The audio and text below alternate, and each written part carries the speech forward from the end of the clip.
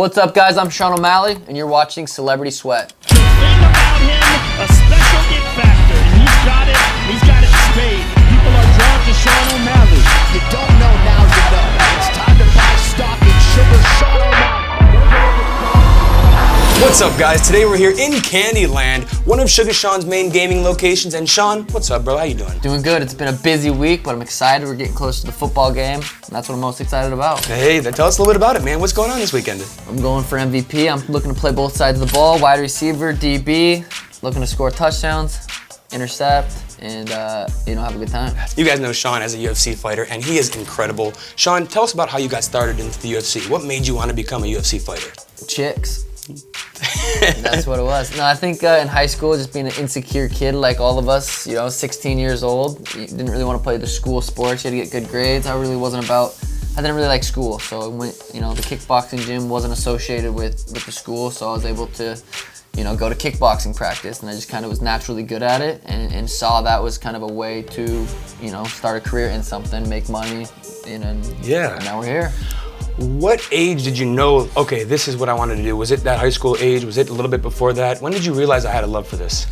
Well, the first dream I had, the first big dream, I wanted to be in the NFL. I was in middle school, I was delusional, I'm from Helena, Montana, so you don't realize the skill gap from Helena to the bigger cities and stuff. So that was my first dream, and then I realized that really wasn't very realistic when I started playing high school football. I was kind of, too small.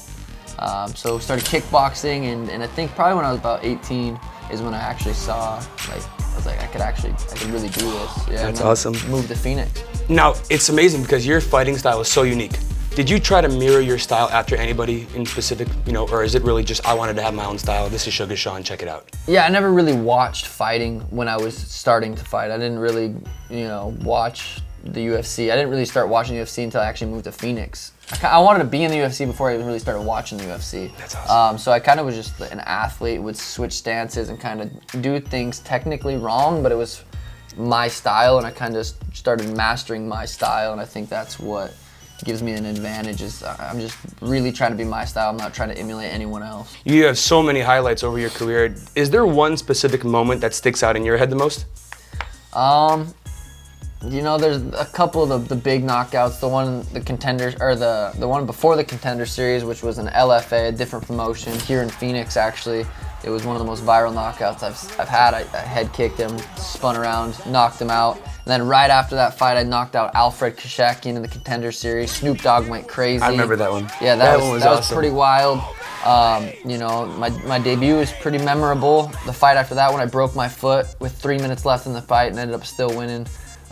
So it's hard to say. Probably the Alfred one on the Contender Series, or the Eddie Wineland one in the Apex when there was no crowd, and I knocked him out, and you could literally hear him snoring after, which was a trip because there was no crowd, no noise. So there's just too many to pick one. How do you control yourself in the octagon? And whether that's before the fight, staring your opponent down across the way, whether that's at the end, staring at your opponent after you just knocked somebody out, how do you control your energy and your adrenaline? Well, fighting is the most exhausting sport in the world. So you really don't, for me, I want to be calm as, I wake up fight day, I'm not really exerting too much energy. Sure. I'm not getting too excited.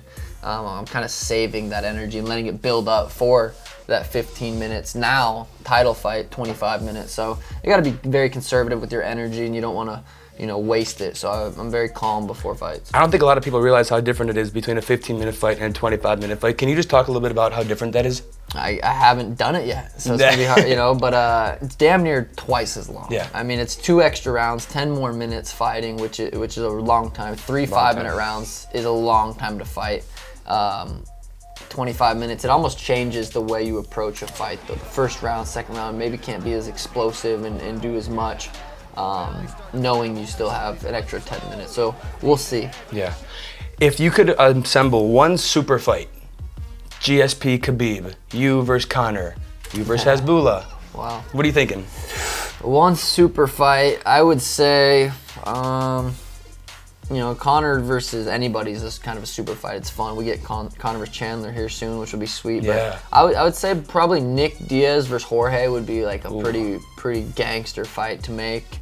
Yeah, I'll just say that. Nick versus Jorge would be sweet. We got a big fight coming up Saturday night. You got Two very, very unique fighters, Islam and Volk. What do you think is going to happen in that fight? Yeah, number 1 pound for pound versus number 2 pound for pound. Very interesting fight. I think if anyone can beat Islam, I think Volkanovski has the best chance, although he is a weight class under him. But True. He is, a very dominant champ at his weight class. So I'd say if anyone can get the job done, it's Volkanovski. But I think it's kind of a coin flip. Absolutely.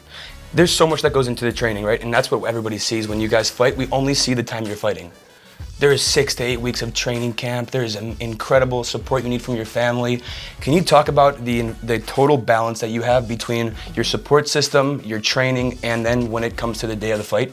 Yeah, pretty much my life is revolved around fighting. So in camp and out of camp aren't much different. I don't really travel that much. Kind of just home, very consistent. Well, I'm pretty much home all year round. There's random weekends where I am gone, but yeah, this is a lifestyle. It can't just be like, all right, I'm in camp now, and then when I'm out of camp, I'm doing a bunch of other shit. I'm very consistent with my training.